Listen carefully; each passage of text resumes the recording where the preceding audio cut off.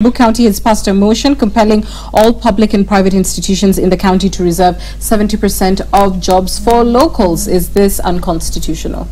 I don't think so. Is it bad manners and illegal? It is, but if you look at it, how our counties have been set up, they have been set up along tribal and familial arrangements. They weren't set up to straddle. You know, the previous provinces we had straddled several areas, and therefore you could have said, okay, fine, if it is locals, it is very many. I mean, it was a Rift Valley, it was very many communities.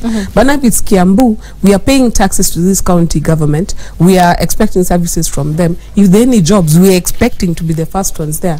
We saw even in Kisumu the other day, some people are protesting saying, if you're going to have a plant in Kisumu, you must have your unskilled labor employed from Kisumu. Don't import workers while we're here. It's not an unreasonable expectation, and I actually expect to see other people going up with it. The problem with that is that it perpetuates this notion of only people from a certain area can work here, and sometimes you have expediency sacrificing efficacy. So you have people who are in office because they come from here, but they don't know what they're doing, and they're earning a salary and they're messing things up. So until they learn those hard lessons, let them make these populist moves. After a while, they will burn their fingers and they'll realize it's better you draw your skills from across. Because you've seen like Governor Kiambu getting a CS for his executive for medical. He went to Kiambu because they're like, you know what, I think you're a good person in Akuru, I don't see somebody, you come and work with me. That's a forward-thinking governor. But with Kiambu, they have a populist governor. So let them burn their fingers, do their thing. After a while, they will learn the lesson that you have greater strength with others than being local. But unconstitutional, no. I don't think so. Prof, what do you think? Is this a bad manners at worst, and what do you think the impact of implementing such a motion would be? I think the problem with what is happening is that the law on devolution did not deal with this crisis. You know, the way it is defined is as if devolution means that you chase away people, you exclude people from other communities. So the problem is with Parliament. Parliament didn't come out clearly to legislate on this matter so that such eventuality doesn't happen. So when you look at what the governor is doing, if you look at this fourth schedule of the Constitution, the fourth schedule identifies the things that government, national government is in charge of, and the county government. One of them, because the Kiambu governor even talked about universities which are in Kiambu, and he wants, for example, Kenyatta University and the JKU Art to employ locals. But you see, higher education is under the national government. And even if accidentally, because of devolution, you found certain institutions under your county operating already, and then you try to own them, you must also read the Constitution and say, where does this institution belong? So what they need to do in that legislation is which kind of jobs are they talking about. But they're talking about public and private institutions. Yes, but that is the point. You cannot categorize them without reading Schedule 4 of the Constitution. And so they will just fall in place. So some of the institutions that are referring to don't lie in the category they're talking about. The second thing, as my sister is putting it, and is very important, is the fact that people think that when you isolate yourself, you become strong. But indeed, the truth is that you are stronger when you work with others. So this is counterproductive. They are making choices within the Constitution to implement, because as they say, the majority of the people who pay taxes in Kiambu come from the Kiambu. But remember that even people from other places like Marsabit also pay taxes which are finally shared with Kiambu. So you cannot exclude people on that basis. It's a frivolous argument. Actually, it is bad manners to start talking like that. If you talk about 70% and all of us start talking about 70%, you will see that we shall start chasing away. It is another way of saying, profiling people to go back to their own region. I don't think that should be the basis. James, is the real issue here, though, also the fact that county governments are struggling to create the number of jobs that they promised to begin with, and that this is could be seen by some as a lazy way to sort of achieve you know, those numbers? I think it's totally superfluous, because an audit of the human resource structures of most counties will indicate that they are overly populated with the local populations in various positions. So I would think that the county government of Kiambu is probably answering to the questions, or probably answering to the aspirations or to the promises they gave during the campaigns, that, you know, we will employ more people to the local community. But this is the truth of the matter, that I think the policy of employment of any person in any level of government, be it national or county, should be based on the resource needs of that particular government, and it shouldn't really matter too much where that person comes from, whether they come from Kiambu or not, because there could be some skill sets that probably you cannot find in Kiambu, and you could find them in Kakamega or in Busia or in Nyamira or whatever other county. Please bring them on board so that they assist you. However, I also think that of importance is that there is a school that is called the Kenya School of Government, which conducts training of every officer that comes into office in any capacity. And I think most county assembly representatives and governors and their deputies and the executives need to be taken there and given a run on what falls under the national government, and then what is the remit of the county government in as far as Schedule 4 of the Constitution is concerned, so that you don't appear to be speaking from the top of your head on issues that you have absolutely no clue about. There are officers they cannot employ.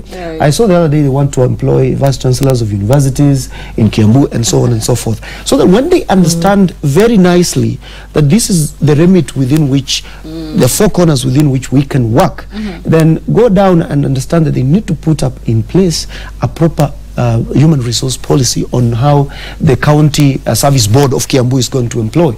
And of course, already they will quickly find that they are overloaded by people from that community. So what they should do is actually go out and look for people even to fill the 30%.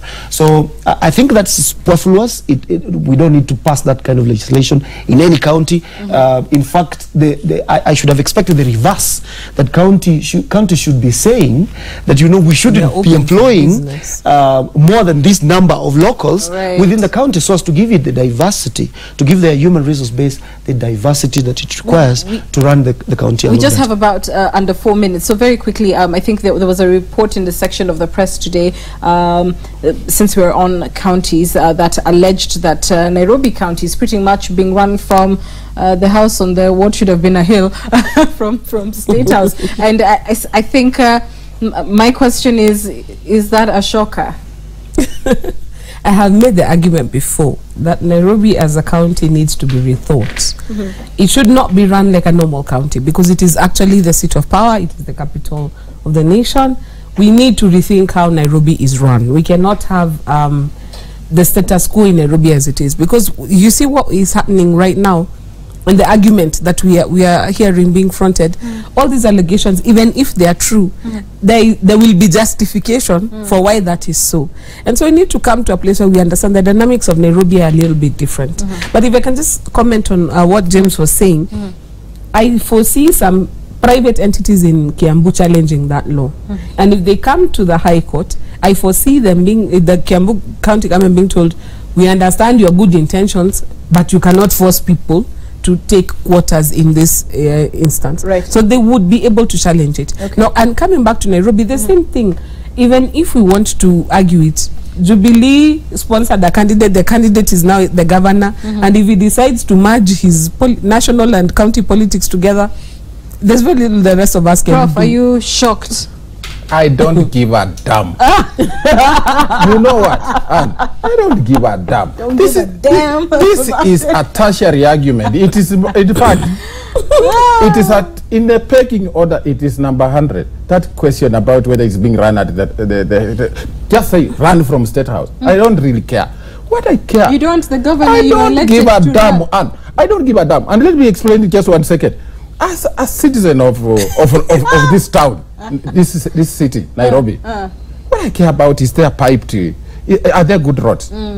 Whether they're coming from the capital, the house on the hill, or the one in the valley, or they're coming from the one in the valley at the City Hall. I want to see congestion come to an end. Right. I want the young people I see across walking to and from Nairobi without jobs, given some jobs. I want the end to insecurity.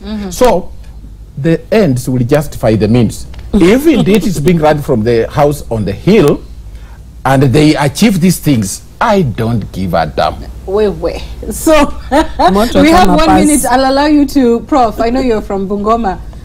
And I know Bungoma very well. Hi, I'll allow Bungoma. you to Tuma salams. I mean, obviously, this is the last our last show for the year, and we're so grateful. We are so grateful for your feedback throughout the year, your support. It's meant everything. We even got you to come into studio, and getting to meet some of you who are just diehards of the show has been really tremendous. And I think, Prof, you've done some good things. Probably didn't get it 100% right, but some good things through this program. So I'll allow you to wish everyone a happy holiday season. I want just to wish all Kenyans who have been listening to us